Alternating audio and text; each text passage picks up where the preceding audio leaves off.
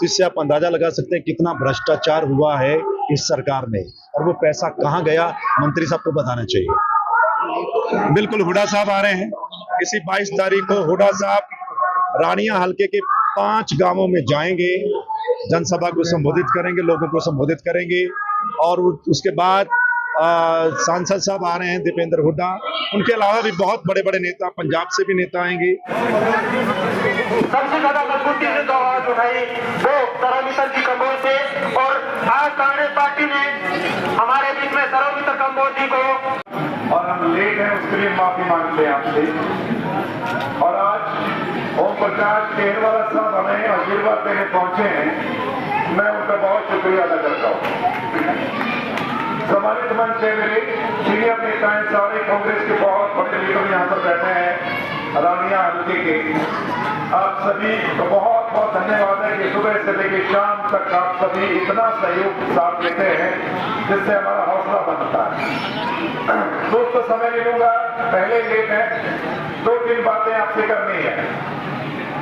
जैसे केरवाला साहब आपसे बोल कर गए हैं, आप पूरे हरियाणा में कहीं भी फोन घुमा के पूछो कि सरकार किसकी बनने वाली है, तो आपको हर कोई कहेगा कि सरकार कांग्रेस की बनने वाली है। ऐसा ही है ना? एक नारा चल रहा है पूरे हरियाणा में, नारा क्या है? जो बीजेपी जा रही है और कांग्रेस आ रही है, और इसमें कोई शक नहीं है। तकरीबन 70+ सीटों के साथ कांग्रेस हरियाणा में सरकार बनाने जा रही है, और किसी और का खाता नहीं है। बीजेपी की थोड़ी बहुत सीटें आएंगी, इसके अलावा किसी और पार्टी का कोई खाता नहीं है दोस्तों, कोई खाता नहीं है। ना तो इन्हें को कुछ मिलने वाला है, ना बीजेपी को और ना आम आदमी पार्टी को। इन्हें की एक सीट भी खतरे में है। जो आप सोच रहे होंगे कि शायद एक सीट मिल जाएगी, आज वो सीट यानी इलाहाबाद की सीट भी आज खतरे में दिखाई दे रही है। इसलिए हम आपसे कह रहे हैं कि ये बदलाव का समय है, बदलाव का। हरियाणा में बदलाव आ रहा है, तो रानिया वालों आप भी बदलाव का हिस्सा बने। और अगर आप बदलाव का हिस्सा बनेंगे तो मैं आपको विश्वास दिलाता हूं कि फिर आपके काम होने हैं, काम, बातें नहीं होनी, आप लोगों के काम होंगे। और जैसे केरवाला साहब बोल रहे हैं कि ये जो पानी की समस्या है, ये गारंटी है, हमारी गारंटी कि ये लेकर आएंगे। मैं और शीशपाल भाई हम लेकर आएंगे इन गांवों के लिए पानी। इसलिए अपने साथ देना है। ये सड़कें अच्छी बने, हर गांव की सड़क टूटी हुई है। पिछले 10 साल से सुन रहे हैं कि सड़कें सड़कें सड़कें, कहाँ है सड़कें? मंत्री दावा करता है कि 500 करोड़ रुपया लेके आया है इस रानिया हल्के के लिए। वो 500 करोड़ रुपया कहाँ है? मैं सवाल करता हूँ, हिसाब मांगता हूँ मंत्री से। मंत्री कहता है कि सिरसा से लेके जीवन नगर से तबलगी बड़े हाईवे बना दिए। कहाँ गए वो हाईवे? मुझे दिखा दो। कोई भी हाईवे कंप्लीट हुआ? कोई हाईवे कंप्लीट नहीं हुआ। एक छोटा सा हिस्सा बनाते हैं, फिर अगला हिस्सा बनाते हैं, और जो हिस्सा बनाते हैं 2 महीने बाद वो डूबना शुरू हो जाता है। क्या यही विकास है? क्या यही 500 करोड़ रुपए है जो आपने लगाए हैं? दोस्तों, वो 500 करोड़ रुपए किसके खाते में गया है, किसकी जेब में गया है, इसका अंदाजा आप लोग लगा सकते हैं। इसलिए आपने उनको देख लिया। पिछली बार मंत्री ने आपसे वोट लेकर आपके वोट को बेचा है, बेचा, बीजेपी के पास जाकर बेचा है। आपके वोट की कीमत लगाई है मंत्री ने, और एक बार फिर वो आपके सामने आकर झूठ बोल रहा है कि वो आपको हमेशा राज में रखेगा। इसलिए उसकी चाल को समझ जाना, कि अब उसके पल्ले कुछ नहीं है। आप सब लोग तसल्ली करवाने वाले हैं, और जमानत बचानी मुश्किल हो जाएगी। इस पर जो लग रहा है जमानत बचानी मुश्किल हो जाएगी। इसलिए मैं कह रहा हूं, और जो सामने इनेलो पार्टी है, इनेलो पार्टी के बारे में अब ये साफ हो गया है कि वो बीजेपी की बी टीम है, बी टीम। वो अंदर खाते मिले हुए हैं दोस्तों। इनेलो को वोट देना तो इसका मतलब है कि आप बीजेपी को वोट दे रहे हैं। आप उनका गठबंधन देख रहे हैं, इनेलो, कांडा, बसपा, और उस गठबंधन के नेता कांडा कहते हैं कि हम सब मिलकर बीजेपी की सरकार बनाएंगे। सुना होगा ना आपने? अब तो साफ हो गया है, अब तो कुछ बचा नहीं कि बीजेपी के ये लोग हैं, बीजेपी के साथ कल को जाएंगे, ये इनके अंदर खाते मिली भगत हो गई है। इसलिए मैं कहता हूं कि इनको वोट देंगे तो 5 साल और पीछे चले जाएंगे, क्योंकि इनका कुछ भी नहीं होने वाला है। लेकिन अगर कांग्रेस को वोट देंगे तो आपकी हिस्सेदारी होगी सरकार में, काम होंगे, यहाँ पर विकास होगा, जुमलेबाजी नहीं होगी। आप जब वोट देने जाएंगे तो आप तुलना करना, वो जो उम्मीदवार सामने है और इधर सर्वमित्र, आप तुलना करना कि किसकी बात में दम है, कौन आपके काम करवा सकता है। आपने उन लोगों को देखा है पहले, आप उनको परख चुके हैं, उन्होंने आज तक कुछ भी नहीं किया। उनको शौक है पॉलिटिक्स का कि उन्होंने हमेशा पॉलिटिक्स में रहना है, हमेशा बनना है। उनके पास विजन नहीं है कि इलाके के लिए करना क्या है, उनके पास कोई प्लान नहीं है कि इलाके के लिए करना क्या है। लेकिन मैं प्लान लेकर आया हूं दोस्तों, विजन लेकर आया हूं कि मुझे अपने हल्के के लिए क्या करना है, और करके दिखाएंगे आपके सहयोग से। इस हल्के का जो सबसे बड़ा मुद्दा है नशा, उसको खत्म करना है, तो उसको जवानी को बचाना है, जवानी को,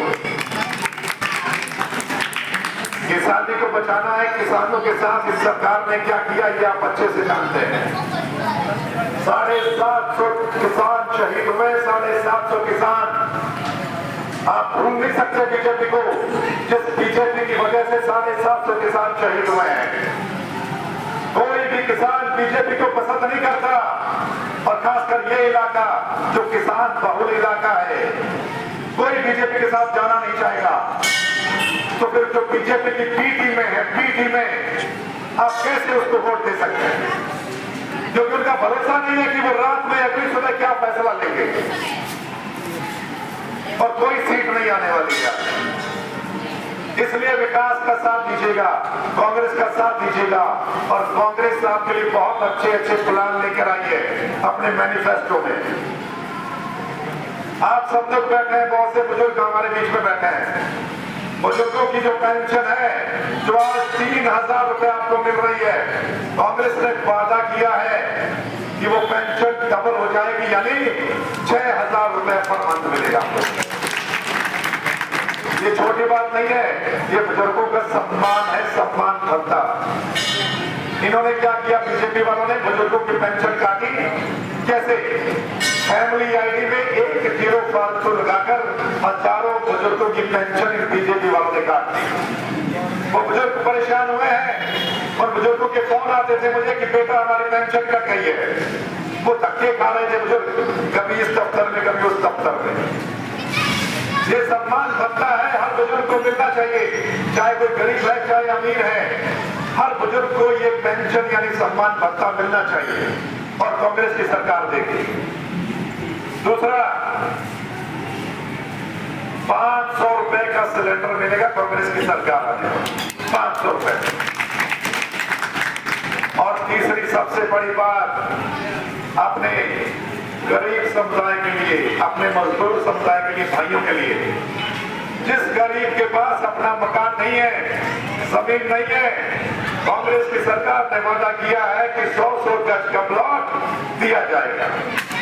हमें जाना है, लेकिन खारिया में तकरीबन 2:30 बजे के करीब बुढ़ा साहब पहुंचेंगे। आप सभी ने काफी तादाद में वहां पर पहुंचना है, बुढ़ा साहब को सुनना है, और कांग्रेस की सरकार बनानी है। धन्यवाद आप सभी। बहुत अच्छा माहौल है, आप देख ही रहे हैं केरवाला में आज कैसा माहौल था, इतना जोश।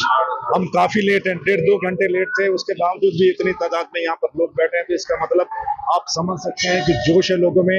सरकार बनने जा रही है, इसमें कोई शक नहीं, और भारी बहुमत के साथ हरियाणा में सरकार बनेगी कांग्रेस की। और यहाँ के लोग इंतजार कर रहे थे पिछले 10 सालों से, इस बार मौका है, और यहाँ के लोग भी कांग्रेस का साथ देंगे और सरकार में अपनी हिस्सेदारी देंगे। आपने जैसे बताया कि 500 करोड़ रुपए रानी हल्के के विकास के लिए है, तो वो पैसा कहाँ गया? आपने मंत्री पर आरोप लगाए हैं।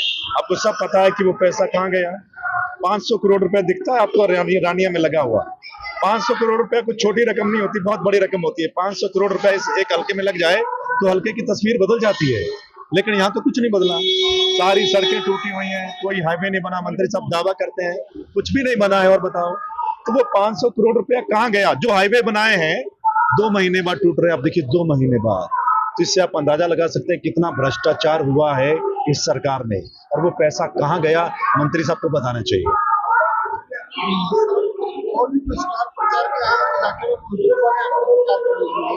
बिल्कुल, हुड्डा साहब आ रहे हैं इसी 22 तारीख को। हुड्डा साहब रानिया हल्के के 5 गांवों में जाएंगे, जनसभा को संबोधित करेंगे, लोगों को संबोधित करेंगे।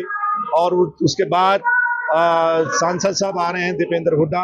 उनके अलावा भी बहुत बड़े बड़े नेता, पंजाब से भी नेता आएंगे, हो सकता है गुजरात से भी नेता आपको देखने को मिले। यहाँ पर फुल जोश है और हर कोई चाहता है, आवाम भी चाहती है कि यहाँ नेता लोग आए, बड़े बड़े नेता आए, उनको सुनना चाहते हैं। ठीक है, इसलिए आने वाले दिनों में काफी स्टार प्रचारक यहाँ पर पहुंचेंगे। चंद्रशेखर आजाद पहुंचे थे उत्तर प्रदेश से, क्या कुछ कहें? आप सोचिए, चंद्रशेखर आजाद का हरियाणा में है क्या? क्या है? मतलब कुछ है?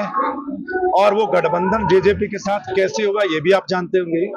कोई भी थोड़ा बहुत अगर आप अंदाजा लगाएं, वो गठबंधन किस लिए हुआ है, क्या कुछ हुआ है, उस गठबंधन के पीछे की राजनीति आप समझिए, क्यों हुआ है, कैसे हुआ है, हर कोई पता लगा सकता है। कोई वजूद नहीं है उस गठबंधन का। आप देख लीजिए, रोड शो चाहे कुछ मर्जी करते ना, इनको पता जनसभा में तो कोई आएगा नहीं, चलो सड़कों पे घूमा जाए, खाली घूम रहे हैं, कोई सुनने वाला नहीं है इनको। तो इससे आप उनकी हालत का अंदाजा लगा सकते हैं। देश की जनता केजरीवाल जी भी यहाँ प्रचार के लिए पहुंचे। देखिए, आम आदमी पार्टी का कुछ भी नहीं है। आप पूरे हरियाणा में देखो, एक भी सीट नहीं आ रही है। मुझे लगता है तमाम सीटों पर जमानत जब्त होगी, कोई फायदा ही नहीं है। इसलिए इनको वोट देना मतलब अपना वोट खराब करना है, कहीं ना कहीं कांग्रेस को नुकसान पहुंचाना है, ये लोग अब समझ गए हैं।